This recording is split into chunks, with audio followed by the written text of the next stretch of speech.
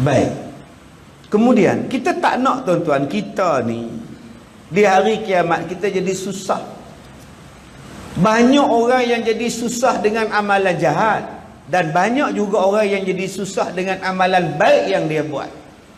Kenapa amalan baik yang dia buat pun jadi susah? Sebab niat tidak ikhlas, sebab riak. Tak jadi baik. Tolong dia benda itu. Datang ke masjid pukul 5.30 dah datang, 5.30 dah datang. Dia semayang sunat, dia buka lampu, buka kipas, semua pukul 6 untuk pengurusi nazir sampai. Dalam dia duduk semayang, dia boleh cakap. Baru dia orang tahu siapa sampai awal. Nampak tak ujub tuan-tuan? Ujub. Aku dah pergi Mekah 2 kali buat haji, tak ada pakai serban tu. Budak-budak ni umrah pun tak pernah pergi, sibuk pakai serban. Ujub tuan-tuan. Nak jaga hati tu macam mana? Nak bagi bersih tu macam mana? Yang inilah yang kita kata kena mukhlishina lahuddin, betul-betul ikhlas semata-mata kerana Allah. Baik, yang terakhir tuan-tuan, banyak orang pesan pada saya nak suruh saya ijazahkan doa ni. Sebab saya sebut dalam YouTube yang saya bagi ijazah ni pada yang datang.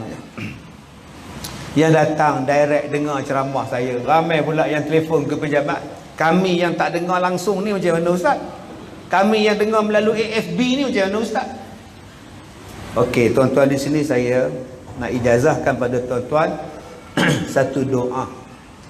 Pertama, Ustaz, boleh ke menjampi?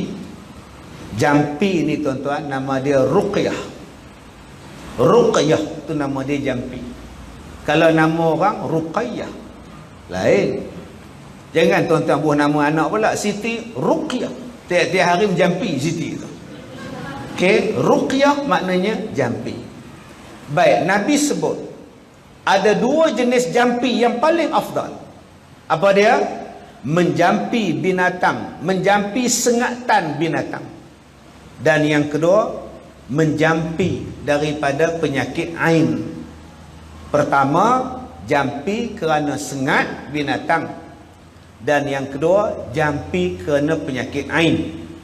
Satu lagi hadis lain Nabi sebut dibenarkan berjampi di dalam bab gigitan sengat, dan yang kedua demam, dan sejukkan demam itu dengan air. Jadi sebelum saya nak cerita yang ni, kita buat bab jampi dulu. Baik. Pertama sekali tuan-tuan, yang paling besar sekali jampi, yang tuan-tuan duk tengok cerita P. Ramli tu, Nyak Nyinsen Mata Kaji Semering Seng tu jampi. Orang tua-tua di kampung saya dulu, kalau budak tu demam ke apa ke, dia letak tapak tangan, dia jampi. Puh kiri, puh kanan, taik babi besar lengan. Tu budak. Tu nama dia jampi serapah. Yang tu tak payah pun tak apa. Okey. Baik, jampi yang dibenarkan nombor 1 kalau diambil daripada ayat Quran. Yang kedua, diajar oleh Rasulullah. Yang ketiga, diajar oleh para ulama yang ambil asal daripada ulama, dan makna jampi itu pun betul, dipersilakan, tak jadi had. Baik. Yang kedua, menjampi kepada sengatan binatang, kala jengking, ular, lipan. Macam mana dibuat? Dibacakan surah Al-Fatihah dan diludah pada tempat yang digigit. Ya, baca Al-Fatihah, ludah. Ada yang sebut baca 7 kali terpulanglah. Itu yang bila anak dia kena gigit dengan lipan, dia baca Al-Fatihah, Al-Fatihah, Al-Fatihah 7 kali, tu dia ludah. Meninggal budak tu. Okey, baca surah, bukan baca Al-Fatihah. Surah Al-Fatihah. Ini berlaku pada sahabat Nabi. Dia minta menumpang pada satu kampung, pengurusi kampung tak bagi tumpang. Minta maaf, engkau orang Muslim, minta maaf, tak boleh masuk. Duduk kat luar, minta maaf. Malam tu tuan-tuan, ketua kampung dia kena gigit kala jengking. Meraung melolong, tak ada siapa nak ubat, tak tahu nak ubat. Pemuda-pemuda kampung ni datang jumpa sahabat Nabi ni. Ada tak di kalangan kamu yang boleh mengubat ketua kami kena gigitan kala jengking? InsyaAllah saya boleh usahakan. Maka pergilah orang Muslim dengan syarat, kalau lega kami minta seekor kambing pada setiap rombongan. Maka dibacanya surah Al-Fatihah, diludahnya tuan-tuan, sembuh. Dapat seorang kambing. Dapat seekor kambing. Bawa balik ke kemah. Nak sembelih tak sembelih, nak makan tak makan, nak makan tak makan. Sebab mereka baca ayat Quran, la tashtatul bi ayatillahi samanan qalila. Jangan kamu jual ayat Allah dengan harga yang murah. Jangan makan. Engkau tadi jual Al-Fatihah, kau jumping, kau dapat tu jual dengan harga murah. Pakat tak makan. Nak pulang balik rasa sayang pula, nak makan takut. Tunggu kita balik ke Madinah, kita tanya Rasulullah, apa nak buat dengan kambing ni? Boleh makan ke tidak kambing ni? Bila balik ke Rasulullah, Rasulullah tanya, kalau korang tak nak, bagi kat aku.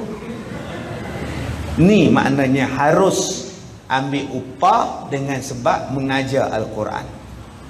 Harus mengambil upah dengan sebab menjampi. Harus. Maka kalau ustazah tu kata, ustazah, anak saya nak mengajar, berapa yuran? RM50 sebulan. Harus. Jangan akak-akak pula cakap, ya Allah, tak tahulah zaman akhir zaman ni, mengajar Quran pun kena bayar. Ya Allah, engkau masuk ke tandas pun kena bayar, sibuk engkau. Maka boleh minta pengeras apa, minta sekali jampi RM2 suku, lantang kau lah RM2 suku. Kenapa RM2 suku bang? Awak macam mana itu? Betul, RM3 cukup lah, RM3 boleh tak? Tak, suku nak juga kata dia. Kadang menyusahkan orang tu. Baik, yang kedua. Yang ketiga, lepas tuan-tuan baca surah Al-Fatihah pada gigitan tadi, hantarlah ke hospital. Jangan tuan-tuan ludah, tui, tidurlah. Sampai ke kubur tidur tuan-tuan. Ludah dia, ikat dia, pergi hantar ke hospital. Yang ketiga, tuan-tuan baca surah Al-Fatihah dan tuan-tuan ambil abu. Sebab tu dalam Islam ada perubatan menggunakan abu. Bukan abu rokok, abu.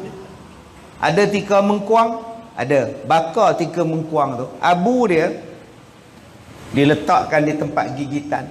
Abu tu dia akan absorb tuan-tuan punya bisa dia. Ini kebaikan gunakan abu. Abu ni banyak manfaat tuan-tuan. Salah satunya menghentikan bleeding. Abu apa ustaz? Abu kayu pun boleh, abu daripada akar sintuk pun boleh, abu daripada daun pun boleh, pokok pun boleh. Perubatan menggunakan abu cukup bagus tuan-tuan. Salah satunya ialah dia menyerap bisa-bisa binatang yang berbisa.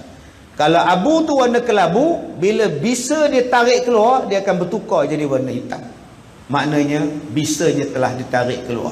Ini perubatan menggunakan abu bagi binatang, bagi orang yang digigit binatang.